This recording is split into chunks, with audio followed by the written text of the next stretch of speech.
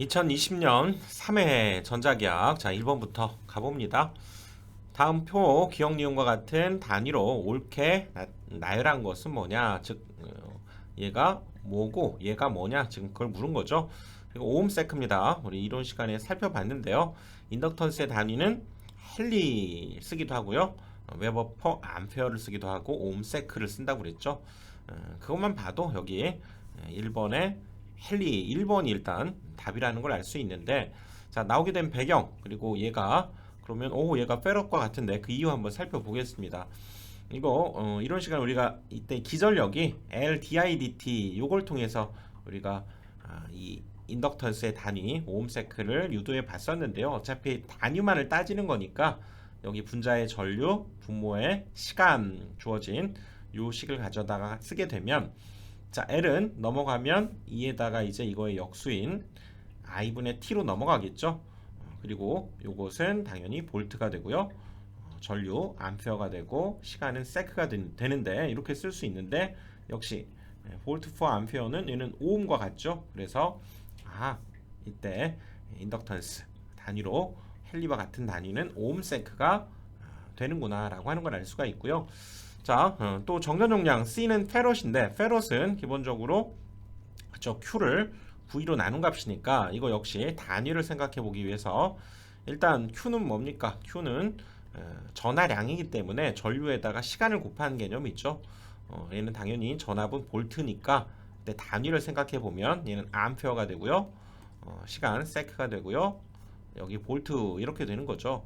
근데 이것을 뭐 이렇게도 쓸 수 있지만, 또는 얘를 이렇게 여기 암페어 볼트 이것을 분모로 내려보내면 이렇게 암페어 볼트 이렇게 내려보낼 수 있고, 뭐 세크는 이렇게 쓸 수 있죠. 그럼 얘가 뭡니까? 전압을 전류로 나눈 오음이라고 할 수 있기 때문에 얘를 세크를 먼저 쓸까요? 초를, 그렇죠? 여기 오음으로 나눈 값이다 이렇게도 볼 수 있다는 얘기죠. 세크 퍼 오음이 바로 여기 페럿과 같은 단위라는 걸 알 수가 있죠. 그래서 이것도 유도해 냈습니다. 세크 퍼 오음이 페럿과 같고요, 오음 세크는 헨리와 같다. 1번이 답이죠. 2번, 진공 중에 판간 거리가 B인 무한 평판 도체 간의 전위차가 어떻게 되느냐. 사실상 이 공식을 물은 거죠. 우리 이런 시간에 우리 살펴봤던 대로 여기 무한 도체 표면에서의 전개는 우리 표면 전압 밀도를 시그마라고 했을 때, 그렇죠? Q를 S로 나눴을 때 그때는 엡실론 제로분의 시그마 요거였죠. 그 다음에 무한 평면일 때는 양방향 이렇게 가기 때문에 그때의 전개의 세기는 얘보다는, 그렇죠, 2로 나눈 값 이렇게 생각하면 되죠.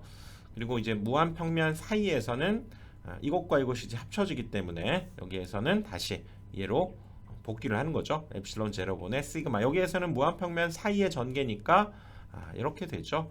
거기에 이제 둘 사이의 전위는 거기에 거리를 곱한 값이기 때문에 엡실론 제로분의 시그마 D가 되는 거죠.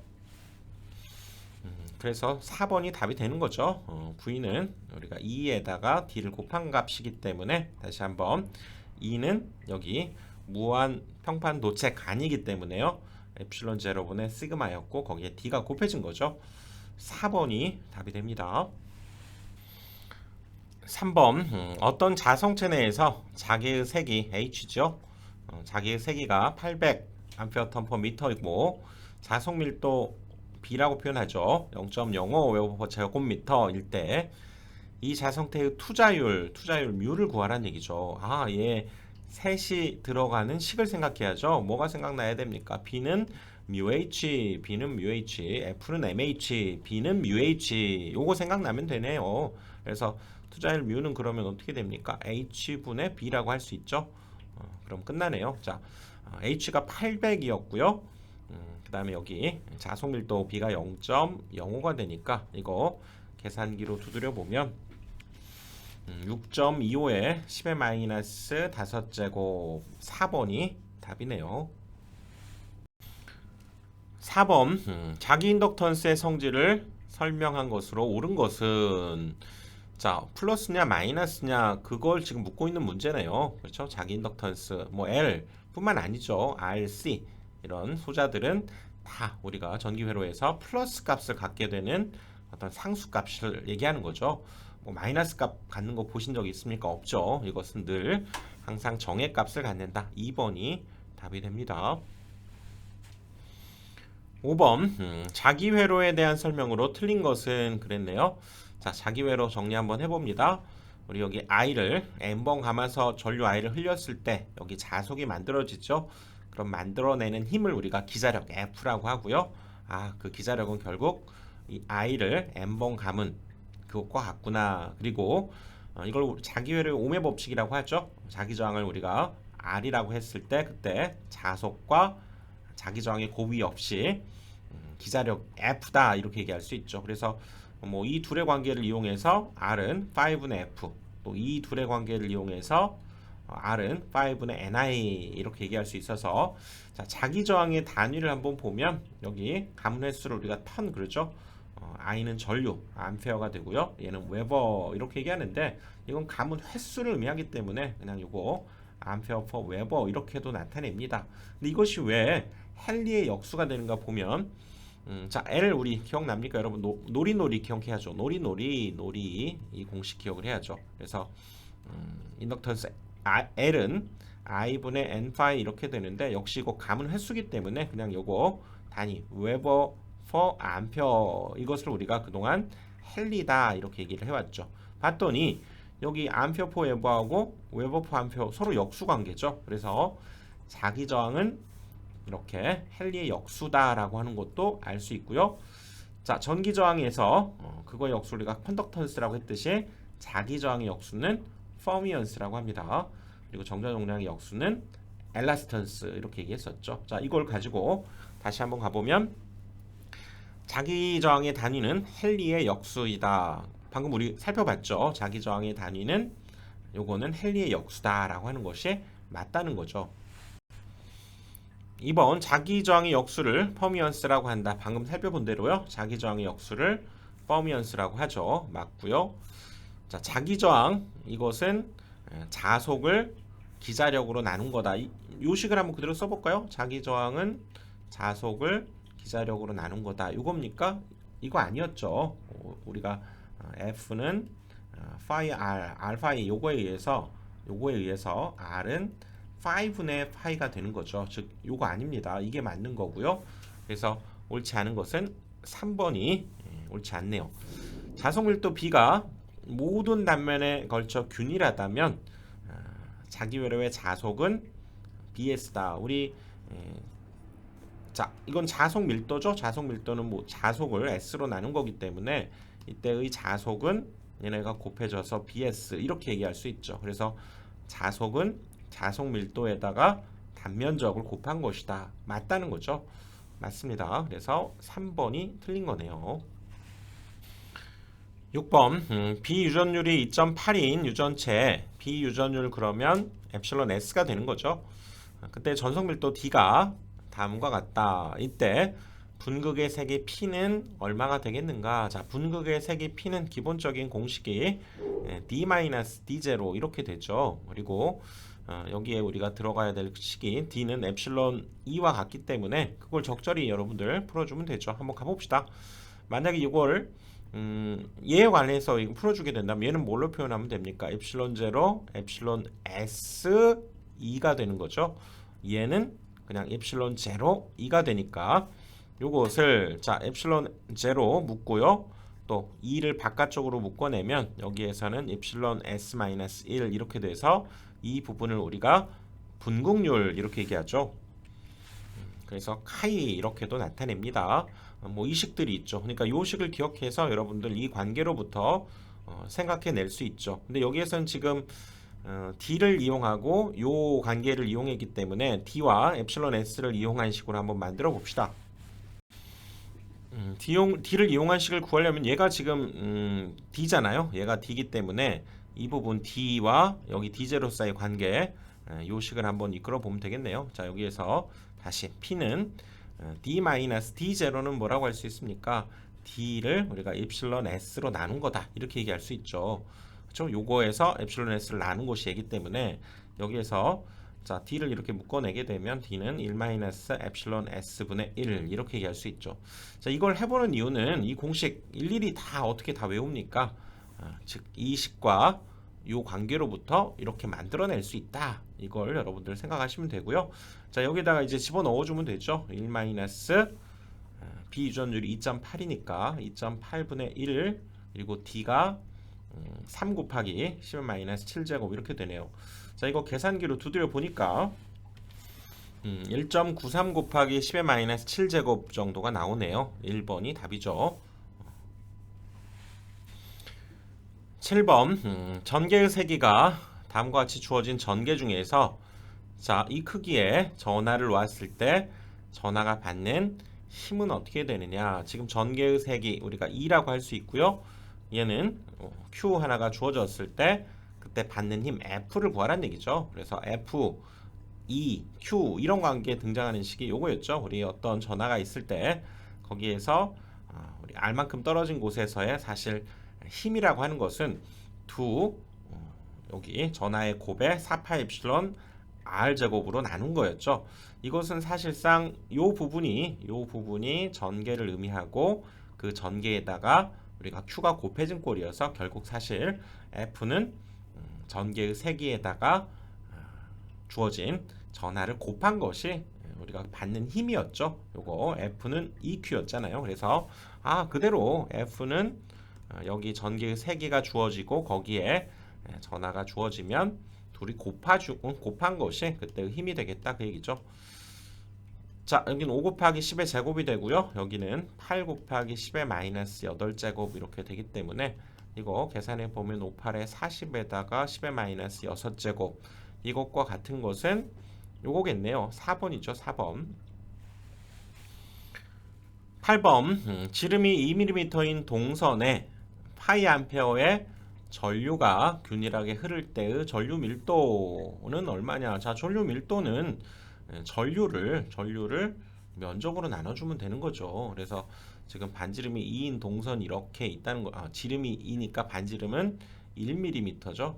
이런 동선이 쭉 이렇게 있을 때 여기에 지금 이쪽으로 전류 파이 암페어가 지금 흐르고 있는 거죠. 전체적으로. 그럴 때 전류 밀도는 당연히 이때의 전류를 요 단면적으로 나눈 거죠. 단면적은 당연히 반지름이 1mm인 원이 되니까요.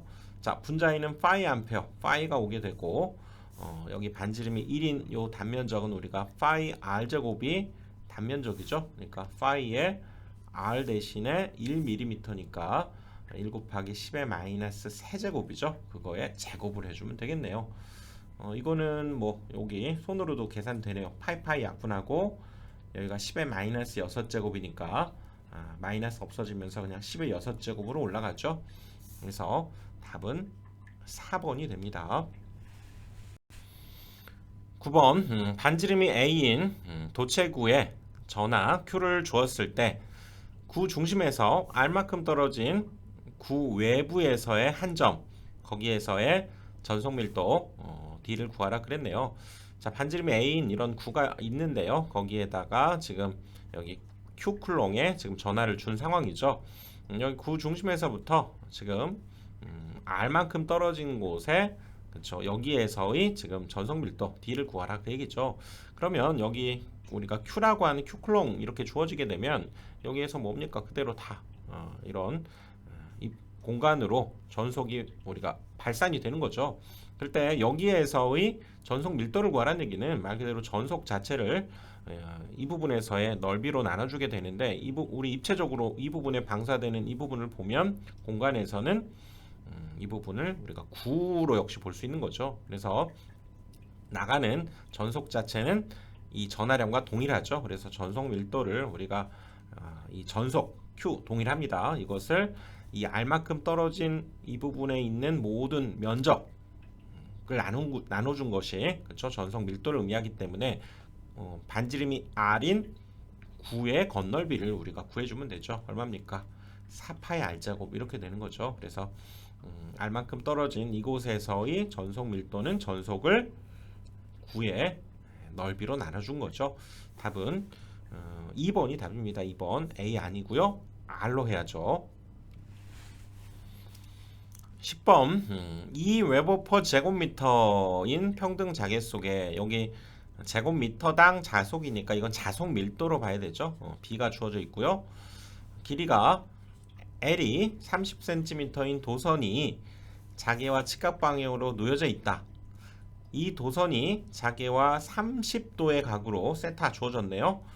그리고 속도 주어졌죠. 30m/s의 속도로 이동할 때 도체 양단에 요기되는 기절력 얼마냐.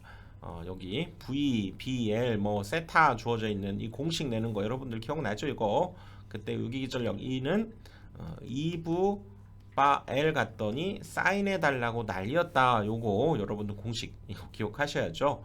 VBL 사인 세타 E는 VBL 사인 세타 요거였죠. 그래서 일단 우리 이렇게 플레밍의 오른손 법칙을 쓸 때는 여기 FBI 이런 형태여서요. 그렇죠? 그래서 오른손은 발전기, 왼손은 전동기. 그래서 우발 좌전 이렇게 생각을 하자고 그랬죠. 그래서 여기에서 맞는 이제 기절력 발전기의 기절력. 그래서 여기에서 발생하는 기절력 E는 VBL 사인 세타, VBL, BVL 또는 VBL 사인 세타 이렇게 얘기할 수 있었죠. 요거였죠. VBL 똑같은 얘기죠. VBL 사인 세타, BVL 사인 세타. 뭐 이거 그대로 대입만 해주면 되겠네요. 자, 속도는 30m/s 30이고요. 여기 자속 밀도입니다. 밀도 제곱미터당 자속이니까 자속 밀도 2가 되고요. L 값이 30cm 0.3m가 되고요. 사인 세타 여기 30도 방향으로 가기 때문에 사인 30 이거 계산기로 두드려주면 되죠. 계산기로 두드려 보니까 9가 나오네요. 9V 2번이 답이죠. 11번 공기 중에 있는 무한 직선 도체에 전류 I가 흐르고 있을 때 도체에서 R만큼 떨어진 곳에서의 자속 밀도 자속 밀도는 B죠. B를 구하라 그 얘기네요. 자, 이 자속 밀도를 구하기 위해서 자속 밀도에는 공식 UH 이렇게 있죠. 우리는 지금 공기 중에서 무한 직선 도체에서 흐르고 있는 이 자개의 세기 H는 우리가 쉽게 구할 수 있죠. 이걸 통해서 B는 μH라고 하는 관계를 이용해서 구할 수 있겠네요. 다시 한번 가보면 이렇게 I라고 하는 전류가 흐르고 있을 때 여기에서 R만큼 떨어진 이곳에서의 자개의 세기, 그래서 앙페르의 주의 적분 법칙에 의해서 우리는 이 H를 구했었죠. 이 전류의 크기를 여기 반지름이 R인 이 둘레의 길이가 얼마입니까? 원의 둘레의 길이가 2파이 R이죠. 그래서 2파이 R로 나눠준 값이 그때 여기에서 자개의 색이구나 라고 하는 걸 알았고요. 그렇죠? 그래서 그때 B는 μH라고 하는 성질을 이용한다면 이 값에다가 μ를 곱해주니까 분자에 μI가 오게 되는 거죠. 이렇게 풀 수 있네요. 다시 한번 보시면 여기 전류가 흐를 때 여기에서 R만큼 떨어진 이곳에서의 자기의 세기를 구하라 그러면 이 전류 I를 2파이R로 나눠주는 거죠. 2파이R. 그렇죠? 그런데 여기에서는 B는 μH니까 B를 구하기 위해서는 여기다 μ를 이렇게 곱해야 된다. 그 얘기죠. 그래서 얘가 답입니다. 그런데 여기에서는 공기 중이라고 했기 때문에 여기 μ제로를 써주면 되겠네요. 답은 4번이네요. 12번 무한평면 도체로부터 D만큼 떨어진 곳에 점전화 Q쿨롱이 있을 때 도체 표면상에 최대로 유도되는 전하 밀도, 여기 표면에 유도되는 전하 밀도는 여기 가까운 곳에 더 이렇게 많이 이렇게 뭉치게 되는 이런 분포를 갖는다 그랬었죠. 그래서 이거 우리가 이론 시간에 한번 살펴본 내용이죠. 이 표면 전하 밀도 Q라고 하는 것이 있을 때 여기에서 X만큼 떨어진 곳의 표면 전하 밀도를 구해보면 이 거리를 D라고 하고요. 여기를 Q 쿨럼이라고 했을 때 2파이 D 제곱, 그 다음에 여기 X 거리에 따라서 다음과 같은 식이 얻어졌죠. 2파이 D 제곱 X 제곱에 2분의 3 제곱에 QD입니다. 그래서 최대의 당연히 밀도를 갖는 것은 X가 얼마일 때? 0일 때죠. 0일 때. 그래서 최대 표면 전환 밀도는 X에 0을 집어넣어 보면 요거 D의 제곱에 2분의 3제곱만 남게 되니까 약분되면서 D의 세제곱이죠. 그것이 하나가 또 이렇게 약분되면서 여기 D의 제곱만 남게 되고 Q, 지금 여긴 절대값만 따진 건데 여기가 플러스 추가되면 여기에서는 이제 음의 전압 마이너스 값이 있다고 보고 자, 이 식이 성립하는 거죠. 그래서 여기에서는 최대 표면 전압 밀도를 지금 물은 거고요. 2파이 d제곱분의 q를 답이라고 해줘야 되겠죠. 2파이 d제곱분의 q 그리고 여기에서는 이제 절대값만 생각한 거고 원래 여기에서는 마이너스 전압 마이너스가 분포하게 되는 거죠. 여기 플러스 q이기 때문에 그래서 2파이 d제곱분의 q 이건 여러분들 공식을 외워주셔야 됩니다. 사실상 이거나 내기가 굉장히 곤란하죠. 자, 2파이 d제곱분의 q입니다. 13번 성관전압이 66,000V네요. 66,000V인 두 개의 평행 왕복 도선에 10kA의 전류가 흐르고 있고 도선 1m마다 작용하는 힘의 크기 얼마냐. 도선 간의 간격은 1m다. 역시 이렇게 주어져 있고요. 여기에서 평행 왕복 도선이니까 갔다 오는 거네요. 자, 이 힘 우리 전자력의 크기에서 갔다 오는 이 도선 사이에 작용하는 힘 중요하다고 그랬죠. 기억을 해야 되고 방향이 이렇게 서로 반대 방향 갔다 오는 이렇게 반대 방향일 때는 반대 방향 반발력이 작용하고요. 같은 방향으로 만약에 이렇게 얘도 이쪽이라면 같은 방향일 때는 흡일력이 생긴다 그랬었죠. 그리고 그때의 힘은 둘 사이 거리를 r이라고 한다면 두 전류의 곱에다가 2배를 해주고 10의 - 7제곱이 나옵니다.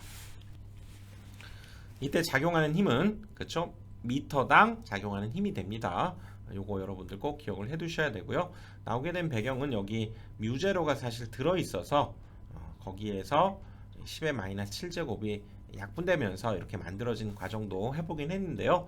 요걸 여러분들 기억해 두시면 좋겠습니다. 거리에 두 전류의 곱의 2배 그리고 10의 - 7제곱 이렇게 되니까요. 자, 작용하는 힘 다시 한번 써봅시다. 자, 거리를 r이라고 한다면 r에 두 전류의 곱의 10의 - 7제곱이고요. 단위는 뉴턴 퍼 미터가 되는 거죠. 여기에서는 왕복이니까 갔다 오는 거니까 얘 둘의 전류값이 똑같다는 얘기죠. 10kVA 똑같은 값을 갖게 되니까요. 그리고 도선 간의 간격 여기 1m가 주어져 있으니까 여기에다 그대로 넣어보면 1분의 2 곱하기 요거 같은 값입니까? 같은 값이죠. 갔다 오는 거니까. 그래서 10kg 10 곱하기 10의 세제곱이 두 번 곱해져 있는 거죠. 제곱이 와야 되고요. 그리고 곱하기 10의 - 7제곱 이렇게 되죠. 역시 뉴턴 퍼 미터니까 그냥 요것만 그대로 계산기 두드려주면 되겠네요. 자, 이것도 한번 해볼까? 이거는 10의 4제곱이고요. 제곱이니까 얘가 10의 8제곱이 되면서 이거 약분되면 10 하나가 남죠. 그래서 20이 되네요. 바로 계산할 수 있네요. 3번이 답입니다. 14번 무손실 유전체에서 평면 전자파의 전개 E와 자개 H 사이의 관계로 옳은 것을 물었는데요. 여기에서는 우리 고유 임피던스 관계를 이용해서 식을 만들어내야죠. 다시 한번 보시면 우리 전자파에서 전개 에너지와 자개 에너지는 같은데 그것은 전개 에너지는 2분의 1 엡실론 2제곱 자개 에너지는 2분의 1 뮤 H 제곱 이 식을 이용해서 이 고유 임피던스 Z0라고 우리가 쓰는 이 고유 임피던스는 여기 H분의 2를 만들어내는 거죠. H분의 2를 만들어내기 위해서 자, 요 식을 이용해서 만든 겁니다. 이걸 두 개 약분시켜버리고 결국 H분의 2를 구하려면 요 내려버리고요. H제곱분의 2제곱이 얘를 분모로 내리면 엡실론분의 뮤 이렇게 되니까 양변에 루트 씌워주면 결국은 뭐가 만들어집니까? 요게 만들어지죠. 이것을 고유 임피던스 또는 파동 임피던스 또는 특성 임피던스 이렇게 얘기하죠. 자, 요거 H분의 2가 루트 여기 엡실론분의 뮤가 됩니다. 이렇게 그래서 그걸 이용해서 다시 한번 써볼까요? H분의 2 이것이 고유 임피던스 파동 임피던스 이렇게 얘기하고요.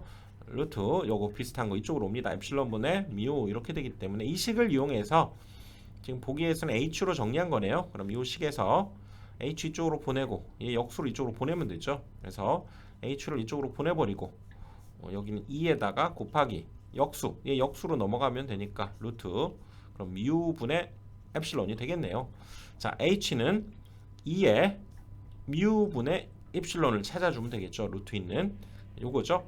2에 루트 뮤분의 엡실론 1번이 답이 됩니다. 15번 대전 도체 표면의 전화 밀도는 도체 표면의 모양에 따라서 어떻게 되는가? 전화 밀도는 전화가 더 많이 뭉쳐져 있느냐, 적게 뭉쳐져 있느냐 그걸 나타내죠. 자, 우리 대전되는 도체에서 이렇게 둥그스러맣게 여기 이렇게 돼 있는 것은 우리가 곡률이 작다 이렇게 얘기하고 요거에 해당되는 원을 그려보면 곡률 반지름은 큰 거죠. 이거 잘 구분해야 됩니다. 또 이렇게 뾰족한 거는 곡률이 크다 이렇게 얘기하고 그때 여기에 맞는 원을 이렇게 그려보면 반지름은 작죠. 곡률 반지름은 작다 이렇게 생각을 하셔야 됩니다. 그럴 때 이렇게 뾰족한 부분에 더 많은 전하가 모이게 된다 그 얘기죠. 뾰족하지 않은 부분은 넓게 분포가 되고요. 즉 전하 밀도가 더 뾰족한 것이 더 크다 이렇게 얘기할 수 있습니다. 그래서 다시 문제로 가보면 자, 곡률이 작으면 전하 밀도, 곡률이 작다는 것은 이렇게 넓게 펼쳐져 있다는 거죠. 여기에는 전하 밀도가 작아진다. 맞는 거죠. 1번이 답이네요. 자, 곡률 반지름이 크면 이게 지금 곡률 반지름이 큰 거죠. 얘보다는. 여기에서는 곡률 반지름이 작은 거고요. 곡률 반지름이 크다는 것은 이렇게 생긴 거고 거기에는 전하 밀도가 작죠. 그러니까 이거 옳지 않고요. 평면일 때 아니죠. 뾰족할 때가 전하 밀도가 크니까 옳지 않고요. 곡률 반지름이 작으면 이런 거죠. 곡률 반지름이 작은 건 뾰족하다는 거고 여기에는 많이 모이게 되니까 전하 밀도가 크다. 그래서 얘가 옳지 않죠. 답은 1번이 답입니다. 16번 1A의 전기량은 몇 쿨롱이냐. 자, 1쿨롱은 어떻게 됩니까? 1쿨롱은 자, 우리 전하의 단위가 되는 거고요. 얘는 여기 전류 곱하기 시간 이렇게 되기 때문에 이때 그 단위는 요거의 단위는 이제 암페어 세크가 되는 거죠. 1쿨롱은 암페어 세크입니다. 근데 여기에서 1암페어 아워를 했기 때문에 우리가 세크를 아워, 자, 암페어 아워를 사용한다라고 하는 것은 암페어 세크에다가 얼마만큼을 곱해야 됩니까? 1분은 3600초죠. 3600 이것에다가 3600을 곱한 거니까 요거 자체는 우리가 쿨롱 이렇게 표현했잖아요. 그러니까 여기에서는 결국 1암페어아워는 1쿨롱이 3600개가 있으니까요. 3600쿨롱이다. 이렇게 답을 해줘야 되겠죠. 답은 4번입니다. 17번 강자성체가 아닌 것을 물었네요. 자, 우리 이거 정리 한번 해보면요. 우리 자성체에는 강자성체, 상자성체, 반자성체 또는 역자성체라고도 하죠. 그럴 때 여기는 비투자율이 1보다 상당히 큰 것, 상자성체는 1보다 큰 것, 반자성체는 1보다 작은 것 이렇게 얘기하면서 우리 강자성체 요거 기억하자고 그랬죠. 니코철망, 니코철망, 니코철망, 니코철망 이거 기억을 하자고 그랬죠. 그리고 구리 같은 경우는 반자성체입니다. 아예 잘 달라붙지 않죠. 자석에 요 정도 니코철망 기억을 해두시면요. 강자성체 아닌 것 니코철망, 니코철망까지는 되는데 구리는 반자성체입니다. 아니죠. 18번 맥스웰 전자방정식의 물리적인 의미 중에서 틀린 것이 뭐냐. 자, 맥스웰 전자방정식 정리 한번 해봅니다. 다이버전시티는 러브이죠. 이거 뭐 최적전화 밀도지만 자, 전하가 즉 존재한다는 것을 거기에서 자속의 발산이 이루어진다 이렇게 볼 수 있고요. 여기에서는 그렇죠. 다이버전스 P가 0이다 그 얘기는 즉 자속의 발산은 없다. 얘기 뭐냐? N극과 S극이 반드시 공존하면서 여기에서 쏴주면 여기에서 이렇게 들어오기 때문에 무조건 나가기만 하는 건 없다 그 얘기죠. 반드시 들어오는 부분도 있기 때문에 그때 자속의 발산 없다. 즉 고립된 자극은 존재하지 않는다. 반드시 이렇게 쌍으로 존재한다는 의미가 있다고 그랬죠. 자, 그다음 이것은 뭡니까? 자속의 어떤 변화는 그렇죠? 자속의 변화는 그걸 방해하는 방향으로 전개의 회전이 존재한다. 그렇죠?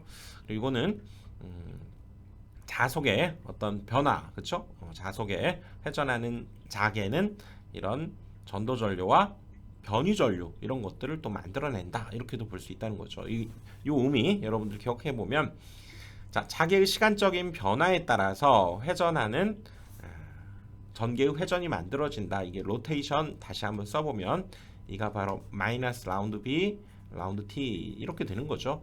자, 전도전류와 변유전류는 자기를 발생시킨다. 그렇죠? 로테이션 H 이것이 전도전류와 변이전류 엡실론 라운드 E 라운드 T 이렇게 되죠. 변이전류 맞고요. 고립된 자극이 존재한다. 이것이 틀린 거죠. 고립된 자극은 존재하지 않는다를 표현한 것이 다이버전스 B는 0이다 이 얘기죠. 자, 전하에서 전속선은 발산하게 된다. 방금 한 대로 다이버전스 D가 발산하게 된다는 거죠. 전하가 존재한다면. 그래서 이거 맞죠. 3번이 옳지 않은 겁니다. 고립된 자극은 존재하지 않는답니다. 3번이 답이 되는 거네요.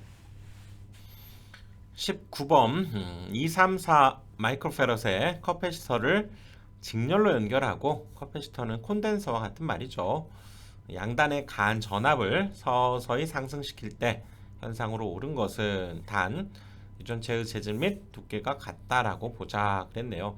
일단 가장 먼저 우리가 파괴되는 것을 지금 고르는 문제인데 가장 먼저 파괴되는 것은 축적되는 전하량이 가장 작은 것부터 먼저 파괴됩니다. 가장 큰 것은 나중에 파괴되고요.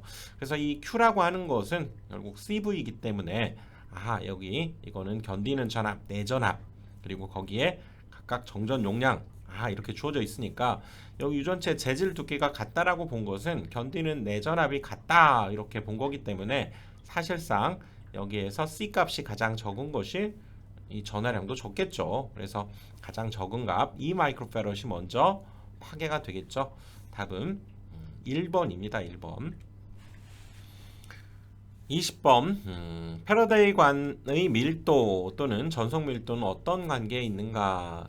그래서 패러데이 관 또는 전속선 이런 것들은 전속 이런 것들은 같은 말이다 이렇게 보시면 됩니다. 그래서 패러데이 관의 수, 뭐 전속선 수 이런 것도 같다라고 볼 수 있고요. 밀도도 같고요.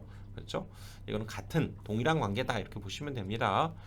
1번이죠. 이렇게 해서 자 20번까지 살펴봤고요. 또 다음 강의에서 뵙겠습니다.